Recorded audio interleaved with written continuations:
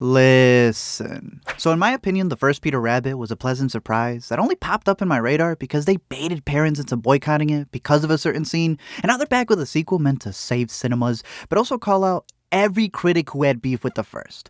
Let me explain. So in the first, the big fight was between Peter and his new soon-to-be human father, Tom, as he's getting ready to marry his owner, who's also found success in the book that she made about the rabbits, so that it covers their rent, even though it was their land to begin with. Now that they're married in the sequel and have a successful book, they get approached by David Oyelowo's character, named Nigel, who has these wild ideas to expand the sequel and create a whole franchise, but he becomes a thorn in Rose and Domhnall's relationship. Rose's character is named Bee, after the original series author, Beatrix Potter, and here she doesn't want to capitalize on her book in fear that a dumb American might direct the eventual movie. That's where it becomes very self-aware, which is something director Will Gluck is absolutely no stranger to. The studio hates all of that. Anything about self-awareness, anything about critics, they absolutely hate, and I just put it in to spite them. I think they spited back by marketing the movie with bunnies reacting. Like I said, a lot of it was actually inspired by the bad reviews from the first one and all the various complaints, and I get the frustrations from the filmmakers. Like, a lot of people claimed he didn't pay his respects when he did in his way. All of the Easter eggs that were there were just ignored amidst all of the criticism, and even more so, they called out the fact that people don't actually remember what was in the books. They have like a different vision of it, so it was never going to butter the Brits biscuits, but it is also a kid's movie, so as much as I want to complain about certain things, like how a rabbit doesn't have the ability to turn a doorknob, like the next scene is also a deer talking on a roof, so you just sound like a goof. That doesn't mean it's exempt from critique. Personally, I like the novelty of the first a lot more, and it's clear that a lot of the bits here are again coming as a reaction from the bad reviews from the first, with them even cutting out a bit that I wish they had left, and where they read back reviews of the first book, which I think would have tied it better for viewers.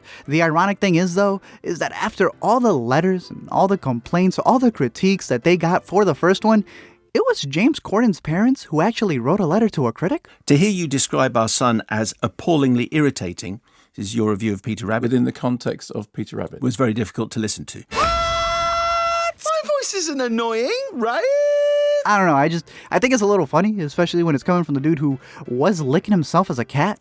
Okay, and yet you embarrass me, That's what I say to you.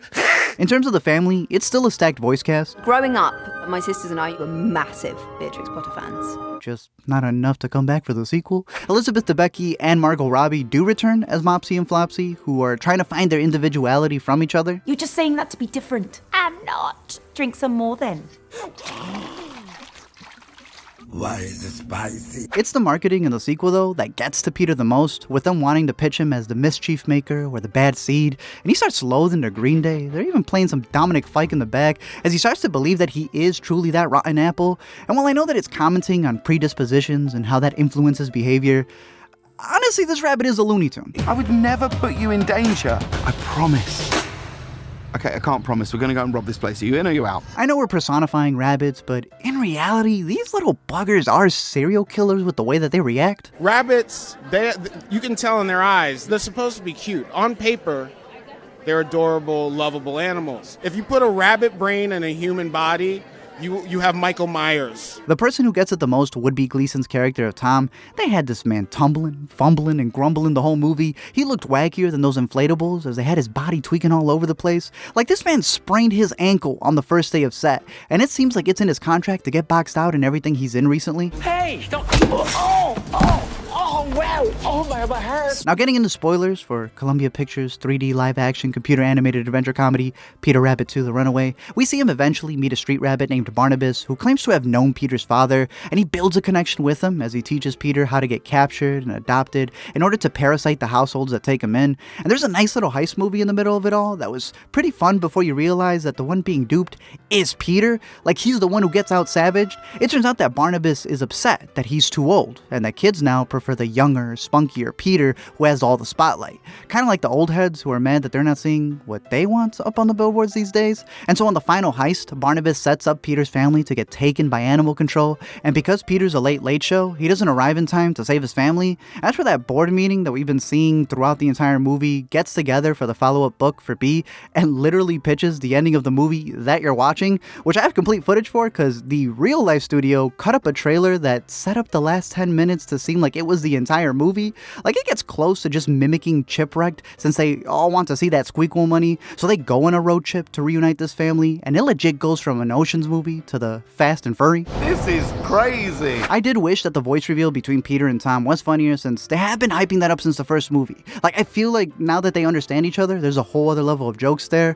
But the vegan propaganda with the fox, that was just too goofy for me. Having the rooster pull a Desmond Hume with the son, though, hilarious. Wake up, kids! We have a job to do! Overall, I still think that the first is a little better and funnier, but it does showcase the differences in adaptations when handled by the Brits or Americans, the clash between preferences and overall box office, and that thin line between compromising or tarnishing a classic. In the end, it still holds the themes of family like the first one did, while dissecting the oppression of labels and realizing that sometimes you can learn more from your mistakes than you can your successes.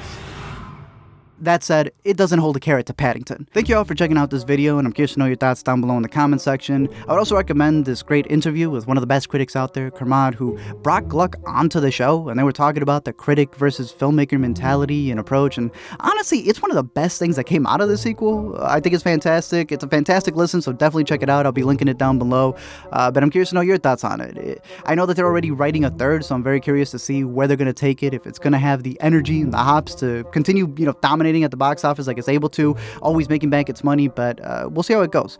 Let me know your thoughts on whether you thought this one was better than the first one, if you even care about these at all, or if there's an other live action mixed animation out there that you like more. Other than that, definitely let me know your thoughts on this or any other movies down below in the comment section, and until next time, don't forget to comment, like, and subscribe, and pop that bottle of champagne in the fridge.